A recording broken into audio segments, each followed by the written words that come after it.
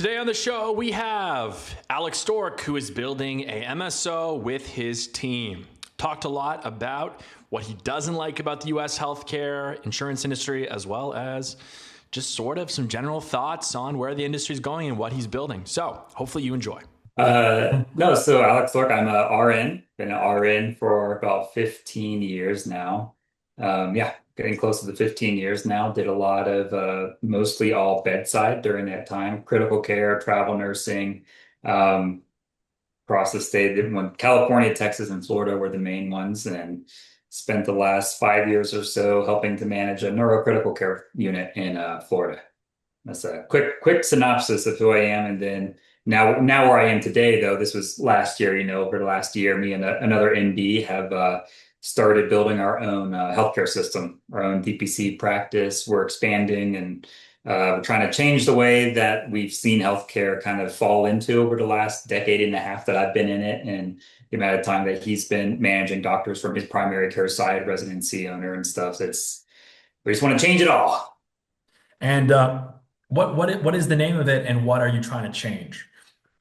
Yeah, so our practice is there's two things we're attacking it from two different angles. Our personal project, Paradigm Primary Care and Wellness, is a direct primary care center, which is trying to get healthcare a lot more accessible to people in the primary care model, which there's a lot that I can go into on that, but to give a very quick synopsis for you, I think the current statistics show around 85 or more percentage of hospital admissions are related to poor chronic disease management. So what could have been prevented, for diabetes, hypertension, hyperlipidemia, cardiac issues, things like that, very preventable if it's treated well. But because of the lack of accessibility to your doctor to be able to get seen on a regular basis, things get out of hand. They end up being hospitalized for it. Especially major things such as like strokes and heart attacks and stuff, major life-ending and or debilitating diseases. So what we do is we try to fix that problem by giving people a lot more access, X-name insurance, which I'm sure we're going to get into later, all the issues that health insurance has had on our population, things that they're trying to control that should be in the hands of either the nurses, nurse practitioners, and or doctors to make decisions for. So yeah, we're an all-inclusive office that does everything. And then on the opposite end of it, we've also started up an MSO on the side. MDP Health is really what it's called, MDP Consulting, where we teach other doctors how to build what we're building. We have two clinics right now. We're in the middle of building a third, and we have the money set aside to build another two practices on top of that by end of this year. So 5 practices, lots of really good reviews. Patients love it. And we'll get into how it's much cheaper and easier, better for them. And then we nationally teach doctors how to do exactly what we're doing and building it themselves as well. One thing I think you kind of brushed over is you used to be a real estate agent, I guess. So yes, but I don't really say that because I got it more so for education purposes. So I got it to figure out how that side of the industry worked. I think this comes from my years of being a nurse. You want to take care of people, and oh man, I'm trying to give you a good picture of why. Over the course of about 5 years, me and another buddy of mine, always into starting new businesses, business ideas, opening up gyms, looking up yogurt shops, like all sorts of crazy stuff. Was into fix and flips for a little bit of time, figured out that we could do it ourselves. And the reason I got into that is because I thought that the real estate industry was pretty poorly managed, and there's a lot of people out there that are agents that aren't very good or very knowledgeable about their own services. And I got into knowing a lot more about the laws and regulations than they did. So I got it to help other nurses and doctors to sell their homes, actually. So I Oh, only really? That's a on funny friends and hustle. nurses and doctors, and I would go in and teach them how to deal with the filing and stuff themselves and everything. And now I Can't use go it wrong with really, Florida real estate. That's what I've always heard. yeah. So, And then I also use it for our personal thing to help look into all the commercial real estate things. And then I used my knowledge to help with our lease agreement because I understood all the terms and negotiations. So more so from the business side, but yeah, no, I I think did. it's great. Definitely not as a job. I think it's great. Okay, so then what's the perfect clinic location for primary care? Oh, perfect. That's a good question. So that's multifactorial. It depends on the type of clinic that you want to build. If you want insurance-based, non-for-profit, you want to build a non-for-profit 501(c) or anything like that, then yeah, you would want to hit that demographic. If you're looking for more of the pay, aesthetics, wellness, Mhm. higher end clients, and you obviously want to focus there. So really, it really depends on your business model. What is your passion as a doctor? Mm. I know it's probably not the answer that you might have been expecting, but it really just depends. I know when we've gone to a lot of conferences over this past year as MDP, and there's doctors of every shape and form. Some are in there. There are doctors that purely are looking at it as a revenue stream. Like I just spent $500,000 to get this degree, and I'm going to make it back as soon as possible. And then Mhm. others that got it because they really have a passion for helping the needy, and so they build a Medicare, Medicaid only, or at need locations. So depends on the kind of building that or the kind of practice that you want to build. Yeah. No, okay, fair enough. What are you kind of looking for? I don't know if you want to share. Like what's your checklist? I'll be very generalized, since we're our checklist is we started off in a higher income area so we can start generating the revenue faster with the end goal that every few practices that we start, we'd be able to make a non-for-profit on the side because our for-profit clinics are funneling it. Uh, Mhm. to make it easy for why we're doing it that way is we really dislike the way that insurance dictates healthcare. And the only way to be able to do a not-for-profit efficiently without having to worry about kickbacks and ICD codes and doing it all correctly is to just pay for it yourself. Truly Mhm. make it a charity that we pay for ourselves, and then we can actually do the care that these patients need because we're just covering the cost. And we're not having to worry about having to keep the lights on if a for-profit entity is the one keeping the lights on. Got it. And yeah, so on the LinkedIn, there's this block of text. I'll read it out here. So Yeah, yeah, private yeah. practices often feel like they're just pawns forced to chase kickbacks, RVUs, and push pharma and vaccines just to stay afloat. Yeah. So let's unpack this. This is a bold piece of Very text. heavy. There's a lot there. There's a lot there. I really called them out there. On the primary care side, there's a lot of doctors that are getting burnt out for all the reasons that we're talking about. It's like a 70% burnout rate, 75% burnout rate with MDs. Because they're not able to keep up with the demands, the administrative demands that they're having to do. They're putting a lot more burden on the doctors nowadays. They're having these new like chat boxes, so it's making it even easier for an RN or a front desk person to keep pushing off things to the doctor because really the doctor is the one who knows Mhm. how to take care of a patient. At the Yeah. end of the day, the nurses know that, even the mid levels or NPs know that. There's a lot that they don't know or can't treat. They're getting overworked. You're seeing doctors with 25, 30 patients a day, sometimes even more than that. Um, and in order for the entity to create it to make sure that it's profitable, there's a bunch of ways that this entity makes it profitable. Because insurance kickbacks aren't that much. So what the insurance is billing, right, or what you're billing the office for as a patient, they say, okay, we're going to bill this much to an insurance thing, and there's a lot of documentaries that everybody can watch to kind of figure out how that kind of works, but it's kind of like a tit for tat thing. They already pre-decided the prices. They already knew the discount. It's not actually a Mhm. discount, the price that they already knew, things like that. But the amount that the rebates aren't enough to really keep them afloat.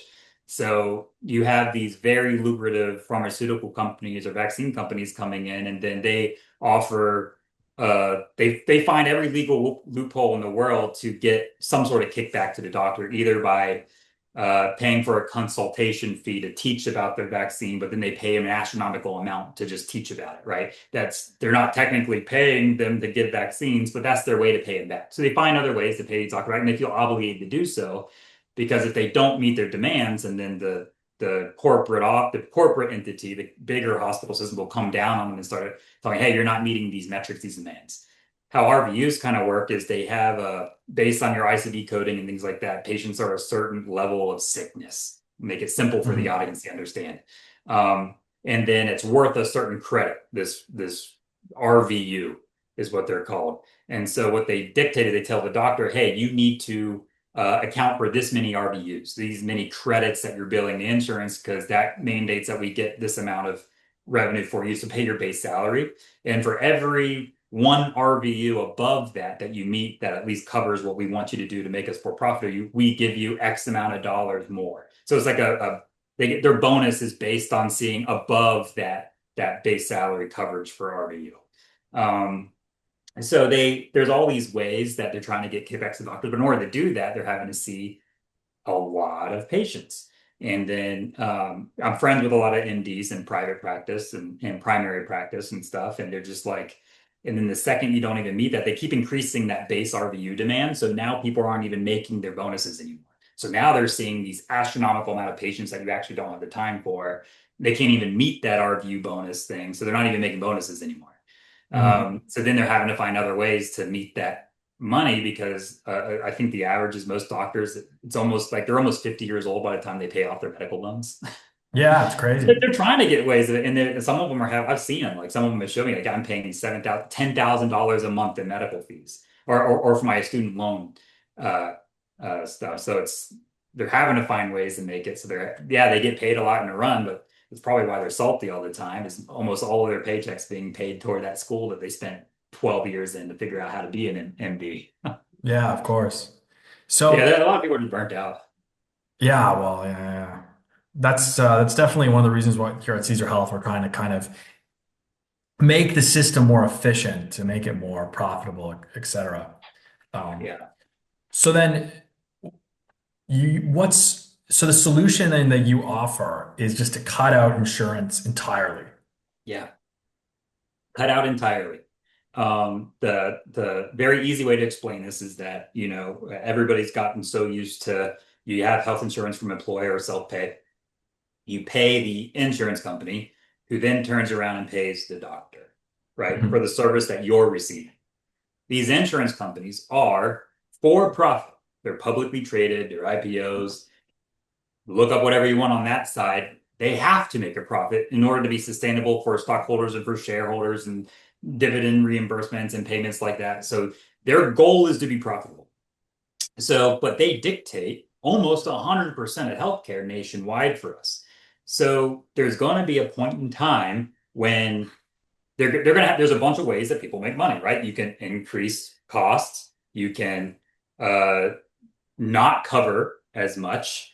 You can do underhanded tactics like United Healthcare is getting in trouble for and saying that they weren't reimbursing for things that they should have been reimbursing for, making it Mhm. more difficult. One thing they also got busted for is making it more difficult to get that reimbursement. Like, oh, well, we're not going to approve it. We need you to get this doctor to sign it and this person to sign it. And we have to do a investigation here and investigation here. And the purpose behind this, and we already know this, is that their point is they want the patient to just give up because it's a full-time job just to get this $2,000 bill paid, right? So they just give Yeah. up and then they eat the cost, right? Because it's not worth the hassle. So that's what happens when you have this entity dictating your healthcare or you feel like you have to have them. So if we got rid of this multi-billion dollar entity in its entirety, we can just streamline it. It's you to doctor, you to NP, period, right? Mhm. Um, so at that point, then yes, of course, we do a membership-based model, cash pay, you pay us directly. We don't have to worry about all these rules that insurance is dictating. We don't have to make sure that, oh, we can't order this test because insurance said you have to get this scan first, and then you have to get this test, and then you have to Yeah. get this lab, and then we'll pay for this procedure, right? So, and in which case you've already paying, most people are paying thousands of dollars a month for health insurance. And then they have like a 6 to 7 to 9, $10,000 deductible that has to be met first. So on top of paying these thousands of dollars to insurance company, you now have these deductibles that you have to meet before they even cover it. And then there's like copay percentages. They make it confusing, there's copay percentages Yeah, and it's very to get this confusing. test, you're having to pay $50 for this, or $100 copay for this, or $75 copay for this. So on top of already having a lot of money taken out of their paycheck and or paying for it themselves, even more money out of it. So we're educating the population that, hey, if you actually did it for yourselves, all these doctors, we have ways that we'll just take your cash straight up and we'll just do the service, right? So I think I gave you an example earlier when we were talking, Benjamin, that there's a lot of other healthcare alternatives out there. Uh, like Zion Health Share, Christian Health Share Ministries, Impact Health Share. There's level funded plans. There's BNI groups or business funds that go out and they create like an entourage to get like business plans for them. They do like Mhm. self funded or level funded to make those premiums get lower if you're not making any claims and stuff. So these, especially health shares though, are a really good bundle with what we do because since they're not a for profit entity, are the ones that we promote are not a for-profit entity. These see that because our office, and just for example, for the audience here, we have in-house labs, so we don't send out for labs for our patients. We don't send out for medications for most of it. We have an in-house pharmacy, so we can give you medications right there. We do all the wellness stuff because there's a lot of wellness clinics that were messing things up. So we'll do HRT and IV and aesthetics and weight loss, and like MD supervised, where most of the patients we tell them, no, you don't need it, and here's medically why, because our business model is medicine first, not wellness. Mhm. And I'm trying to remember what was the base of the question there? I was getting to a point there. We're Um, talking about these organizations. Yeah. Oh, yeah. The health share and stuff, right? So they see that we can do all this stuff, and we have the research is showing that DPCs, direct primary cares, Mhm. show an 85 to 90% reduction in chronic disease mismanagement, right? So these Mhm. people are getting better. They're not going to the hospital. They're not getting sick. They're not having to require all these weird tests and going here for this test and this test and this test. So they're like, we're saving a bunch of money on the catastrophic side because our patients are actually getting better now. You hear the joke online all the time. The insurance makes money off of people being sick, or hospitals only make Mhm. money if you're sick, right? So they don't want you to get better. Pharmaceuticals don't want you to get better, right? So that's what we're trying to fix is that part. It's like, great, now that we can offer a much better alternative to healthcare, we can see you 24 hours, 7 day a week, because we're not having to rely on insurance and having all the hassles with that. Our overhead's really low. We don't need a billing staff. We don't need administration. We don't need an office manager, things like that, because it's Yeah. just medicine when people come in. So we cap our panels around 300 to 450 patients. So these other entities see that and they're like, well, let's bundle with you. We're going to give every client that is yours, a patient of yours, we're going to give a significant discount to, and we're going to give them that catastrophic coverage for a much lower Mhm. deductible, right? Which is much easier for them to go because they also have like a cash pay structure. So they just pay these clinics and these other doctors or the other surgical centers straight up. So then they don't have to worry about the billing and coding and all those issues too. So when you bundle those two together, it ends up becoming cheaper, astronomically cheaper than getting your typical health insurance. And there's a lot to unpack there when you want to get into the Healthcare Act, and ACA compliance and ERISA compliance and things like that. Different topic for a different time when you're a bigger business and you have to meet those demands. But there are options out there. There are options out there. There are things for small businesses to do where we can coach them on that.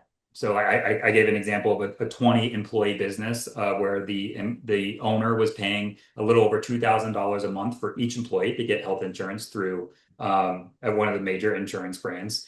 And what we did is we now have all 20 of them underneath our practice where they get walk-in service, phone call straight to a nurse or a doctor with all the services that our office includes, as well as a health share plan with a $2,500 deductible and stuff for around $600 a month, right? Mhm. So they're like, wow, we just saved 15 times 20, 1,500 times 20 is a lot, almost $30,000 a month in savings for this company, getting better healthcare. Now their employees are much happier, so it's a lot better. And the Yeah, and I reason why, and then it all sounds good now, right? I'm teaching you, I'm not teaching you, I'm showing you what it is that we're doing. You're like, well, why don't other people do this then? If it's yeah, so that's a good effective, question why don't actually. people do it? Probably next question, right? So why don't people do it? Because to the compliance and the legal side of things to build a clinic is astronomical, it's difficult, and it's hard to run your own business. And when you're a doctor, it's very difficult to make sure that you're compliant with everything. And it's so insurance dependent for a lot of things, especially the other like surgical specialties or a cardiologist or neurologist, things like that. It's very difficult to survive without insurance because it's so well coded in there. So then every time that they would love to do a model like this, they can't because they would be out of a job. So Mhm. you're having to completely restructure it and take a leap of faith and educate people. And you're having to find like-minded corporate entities and other people that want to change the system themselves. It's just like what Mark Cuban's trying to do on the pharmaceutical side with his PBU attacks and stuff, right? Yeah. Well, it He's sounds trying like you've to. made the connections to make it happen, basically. It's all about connections here, right? It's about finding like-minded people that are willing to take the leap. Like I for right now, I still They think, oh, well, they're making so much money, their memberships are this. I haven't taken a paycheck yet, right? This is purely me Mm. mission driven, trying to figure out how to change the system. And I can't do that if I'm also paying myself, and then I have to make it for profit, right? So I'm trying to find mission driven people, and not to say that this model isn't profitable. It can be, but because we're trying to avoid that for profit model, we're trying to shunt every penny into changing things, right? You've got people like Dr. Paul, who started Plum Health up in Michigan, is going to Capitol Hill, and he's going to Congress, and he's like educating people about how medicine needs to change to more of this Mm. model. I think there's about 4,000 DPCs nationwide, and the estimation is because of the way healthcare has gotten and how healthcare costs have gone up even more this year, that there's going to be probably about another 10,000 opening up, or Mhm. 10,000 by the end of this year is what they're Yeah, anticipating. there's an aging population, so definitely there's huge demand. Yeah, it's a huge demand. And I think people don't understand that it is cheaper. They think of it as concierge, that's only for the rich, things like that. But as I just explained to you, if you work it out just right, it can be cheaper. But what I explained to you was not easy to do. It took months of figuring things out and having to do this and do that and do that. And pre-existings matter, which, we don't have time to talk about that. But a lot of these health shares the way that they have to survive because they're not as profitable as these big corporate insurance companies is that they have a lot more restrictions on pre-existing conditions and things like that to make sure that you don't have somebody who comes on, signs on, and then within a month they drain the self-funded account because they had cancer the whole time, right? Mhm. There's answers for that, which is where the medical doctor side comes into it, not the administrative insurance side comes in on it. So Mhm. it's the reason people don't do it, long story short, is because it's not easy. It's not Yeah, I easy can to make imagine. connections and things like that. It's a startup. Like you are a true startup. And I A didn't true realize that the first time. Now I realize it. Now I get it. But the first time we spoke, I didn't realize how much of a startup it was. Yeah, I mean, you can call it a startup, but like I said, we have two, about to be three practices, that we own, Mhm.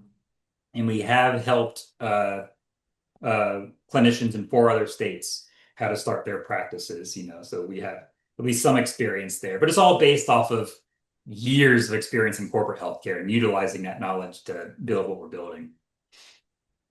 Mhm. But yeah, Yeah. this is Have you the model's a startup. have you ever watched NBC's Cost of Denial? It's been Yes, no, so I don't watch it myself, but my dad actually he called me and he was super excited because he knows what I'm trying to build, and they just had a DPC show recently, like within the last month or two. He was so excited, he called me up and was like, listen to this, they're talking about, your style of yeah. medicine. I was like, yeah, yeah, that's what we're doing. Yeah, it's crazy like the terrible insurance situations they find on that show where basically like someone's dying and the Yeah, doctor's like we need to give them this medication and the insurance company goes, well, this is a little cheaper, maybe we should try this. It's yeah. insane. It's insane. And then on top of that, it takes them months to even get treated. So, without getting into HIPAA and things like that, Yeah. out of my 15 years, I'll give you one example of we had somebody that I knew in these 15 years of working. There was somebody that had sarcoma, Mets spreading, got the brain. They couldn't get him in for 2 months after the scan, right? It was like by that time he's probably going to be dead. But if he could get treatment now, he either prolong and or treat him, right? But with these aggressive forms of cancer. Oh yeah, this is aggressive. We have to get you in sooner, right? But then they make it so difficult. Now the patient on their side is having to make all these phone calls to all these specialists and begging to get seen, and they're already overburdened because they don't have the time, to see them and stuff. It's kind of gross. It's sick, especially on the stroke side and especially after someone has like a really bad problem post heart attack or post stroke and now needs all these aftercures where they wouldn't have had the stroke, they would have had good primary care to begin with if they had Mhm. they could have access to, but now they have that. Now they can't get reimbursement for the things that they need. So it's like a wheelchair or a bed or somebody to help them out. They don't have kids or family. They're just their own entity. They can't get somebody that can help because now they're paralyzed for the rest of their life from completely on the right side. Right. But no, home Yeah. health care, we'll get back to you in 6 months. And they're going to deny it and be like, oh, you're gonna have to go to another facility. Right. It's just, Yeah. And growing up in Canada with a public healthcare system, there was a decent amount of propaganda to be healthy. well, at the end of the day, the government's the one paying for it, so they're incentivizing. But I think with the private healthcare system, it's like you said earlier, like there isn't as much of an incentive Yeah. to push for healthiness. Yeah, Um, there's not, there's profit in a lot of things. There's pros and cons to it. We have the ability to make what I make because we have a free market. And then there's also people out there that find ways to make money in the other way, on the other aspect. yeah, Oh, well, we can't do what you can do. We can make money off of it by selling this medical device or this pill, or this nutraceutical, to make money off of it. And then on top of that, going in and having, this is a whole discussion for another time as well, lobbyists to go in and then make laws that make it harder for people like us to build what we want to build, mm, right? Making it difficult for us. We kind of had this talk earlier about why we had to create an MSO, even though we own our own practice, and it's difficult for doctors to reach out because in America, we have things called the corporate practice of medicine, that dictates, who can own practices and to what extent and who can make decisions and things like that. And a doctor, if they want to expand, they want to build their brand, they're the only people who can own the practice. So yeah. if you have an investor coming in, they're like, hey, I want to help you grow, but there's got to be some sort of refund, right? Because money isn't free. Every once in a while he gets lucky. You get someone like me who goes in and I don't care. I'm giving you my money, but I also am going to be working here long term. But these investors coming in, that's their livelihood. That's their retirement. There has to be some sort of way to own it. But if, Mm. these entities are telling you, oh, we've made it a law that you can't have any interest in it whatsoever, it makes it impossible for an outside healthcare entity to blossom because without insurance, there's no way for them to make a profit, or they're the only ones that can kind of grow their practice because they're not allowed to have an investor come in and be like that business partner on the side of it. So it's Mhm. very difficult unless the doctor goes out and figures it out themselves and or goes and gets an MBA, they're having to learn themselves how to run their own business. And by the time they do figure out how to run their own business and all the issues that comes with trying to start a They don't teach primary business in care in a medical school. doctor's office, they're like, yes, after 1 to 2 practices, they're like, I'm done. I don't want to expand because now it's a whole other headache when you're doing expansion and having to figure out taxes and things like that. It's not easy, which is why you see a lot of these private practices never get above 2 to 3 offices. Mhm. Okay, so you're chief operating officer of the MSO, correct? Yeah. And this is the operators podcast. So what do you do day to day? Like what kind of operations are you handling? Great question. I forgot you said it's an operations podcast. So, startups, as you know, if you're doing operations for any of these startup operators, you're probably the jack of all trades, the person who figures out literally everything. So that's what my job is right now, right? So, um, most of my job right now is almost all legal. So Mm, permitting compliance as we build offices, making sure that I have all the permits that need to be done. The hiring process, I'm in charge of our HubSpot and our sales accounts. So mhm, making sure that all those people are getting their jobs done and correctly and making sure that they're not overspending or overbilling us for the marketing that they're doing. Um, a lot of I'm the ones who's in talks with all the architects and the construction companies for the build outs that we have ongoing, whether it be grayscale or onwards or just a remodel, So on the operations side, just making sure that all those pieces are being met. So if we were talking about from the healthcare perspective, yeah, it's the legal stuff is important because you want to make sure that you're not doing anything illegal. And anybody who's listening from Florida knows that there's a huge Medicare fraud crackdown in Florida right now. oh, really? 140 people just got arrested or something like that. There's a lot of kickback issues. And like I said, a lot of the laws are there to prevent us from being able to grow. And so you have some people that want to skip ahead and they find different back alley ways to get kickbacks from insurance companies and stuff. And Medicare, because government funded, it's really easy to kind of salute Yeah, things that yeah, yeah. they get peeked in on. So yeah, so people are worried, doctors are worried about that. They don't want to lose their license that they work so hard for. So that's another reason why people don't want to expand, is because they're worried about, oh man, if I get the anti-kickback statute kicks in, I lose my license, I lose my practice, I lose everything that I've built. And that's where I come in is as well, on operations for us is every time that he's worried about something, boom, homework for Alex, like figure this out. Yeah. And so I've got I have 3 lawyers that I talk to frequently because every lawyer is going to be good at a certain thing. right? So one that helps with contract laws for doctors as far as non-competes and non-solicitation clauses and things like that. Good. I have one that kind of handles that aspect. One's for MSO formation, C Corp formation, business side of things. I have one for that,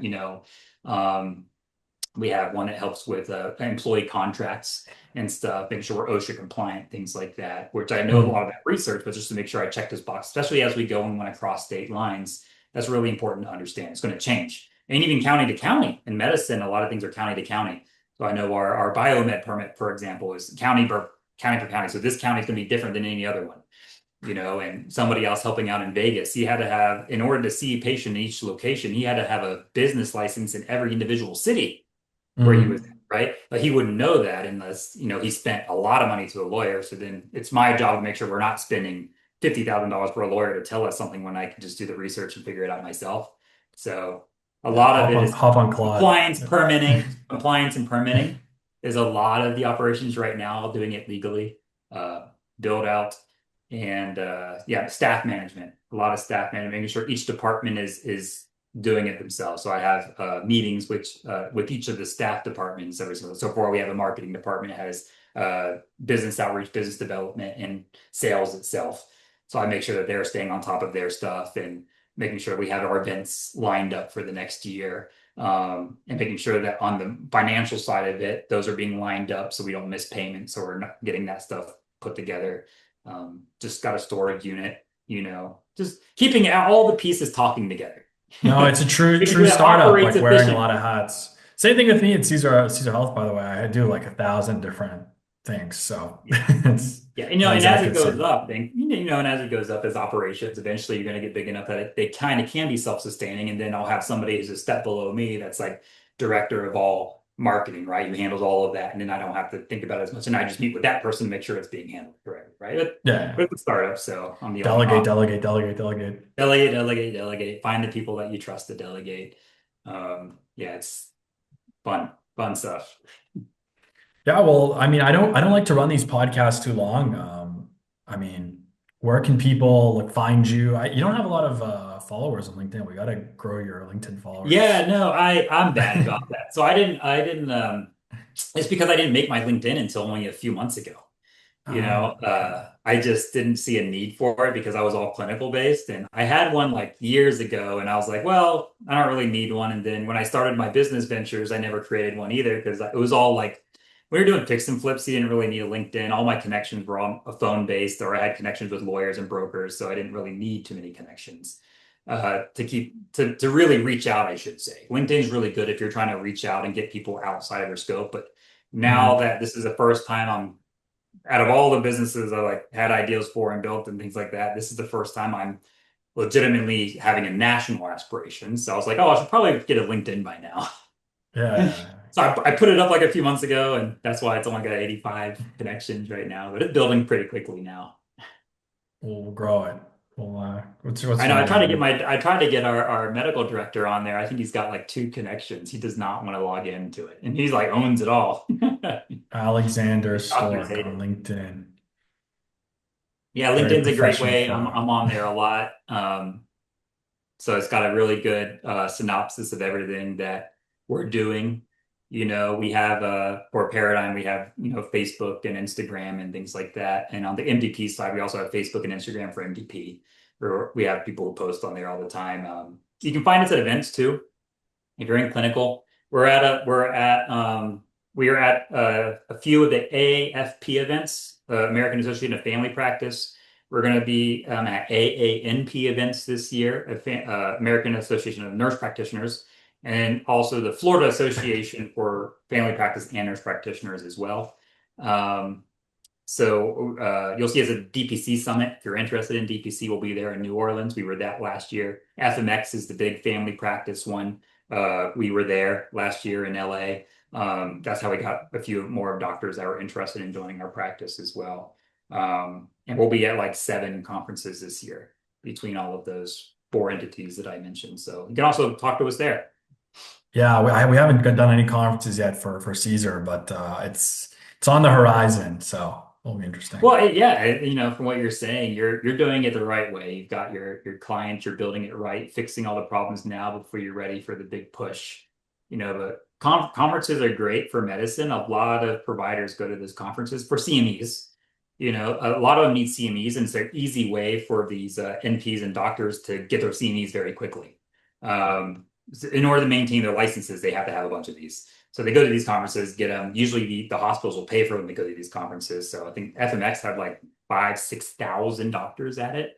So we talked to a lot of people. I think my mouth was dry by the end of the 3 days. That might be, I went to the Ontario MD conference because I wanted to get some contacts at the EMRs, like the Canadian EMRs, and yeah. whatever. I got the contacts pretty quickly, so I started just talking to all these doctors, and there were so many people there trying to get like a piece of the pie. Like everyone wanted to get this doctor money, but these boomer doctors were so uninterested in innovation, and it was like a very tug and pull.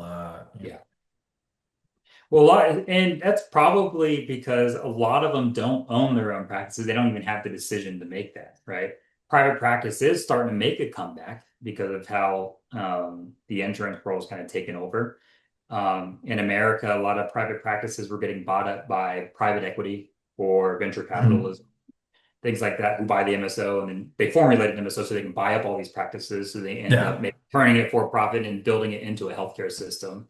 So a lot of private practices are being bought up and dished away with. So a lot of the doctors didn't have the ability to make these choices. But now you're seeing a lot. I think the reason why we're seeing a lot of them start popping up is private practice is making a comeback. So they do have the ability to make those choices. But most of the people you see at those conferences we got a lot of med students and a lot of residents. So they're not even Mhm. out yet.